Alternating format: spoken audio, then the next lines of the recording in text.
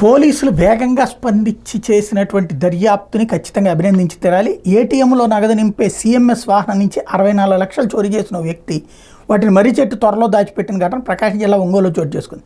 సీఎంఎస్ఎంది ఫిర్యాదు మేరకు దర్యాప్తు చేపట్టిన పోలీసులు గంటల వ్యవధిలోనే నిందితుని పట్టుకుని నగదు మొత్తాన్ని స్వాధీనం చేసుకున్నారు.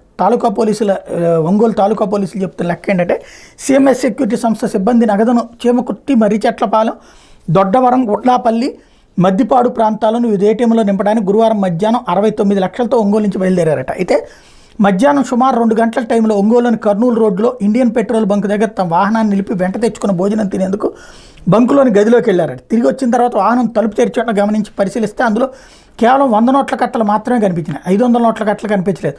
తాము తెచ్చిన మొత్తం 68,64 లక్షలు చోరీకి గురైనట్టు గుర్తించి పోలీసులకు ఫిర్యాదు చేశారు. అదనపు ఎస్పీ క్రైమ్స్ ఎస్వి శ్రీధర్రావు, తాలూకా సిఐ భక్తవత్సల రెడ్డి సిబ్బందితో ఘటనాస్థలానికి చేరుకుని క్లూస్ టీంతో ఆధారాలు సేకరించి సీసీ కెమెరాల ఫుటేజ్ని పరిశీలించారు. ముసుగు ధరించిన వ్యక్తి ద్విచక్ర వాహనంపై వచ్చి వాహనంలో నగదు తీసుకెళ్తున్న దృశ్యాలు అందులో నిక్షిప్తమయ్యాయి. దర్యాప్తు చేపట్టిన పోలీసులు గంటల వ్యవధిలోనే ఆ వ్యక్తి గతంలో సీఎంఎస్ సంస్థలో పనిచేసి మానేశ్రీ మహేష్గా గుర్తించారు. సంతనోతలపాడు మండలం కామేపల్లి వారిపాలెం గ్రామంలో అతని ఇంటికి చేరుకుని నిందితుని అదుపులో తీసుకుని విచారిస్తే నేరాన్ని అంగీకరించాడు. తన ఇంటికి సమీపంలోని మర్రి చెట్టు త్వరలో నగదును దాచినట్టు చెప్పడంతో పోలీసులు ఆ మొత్తాన్ని స్వాధీనం చేసుకున్నారు. వేగంగా దర్యాప్తు చేసినందుకు అభినందించాలి.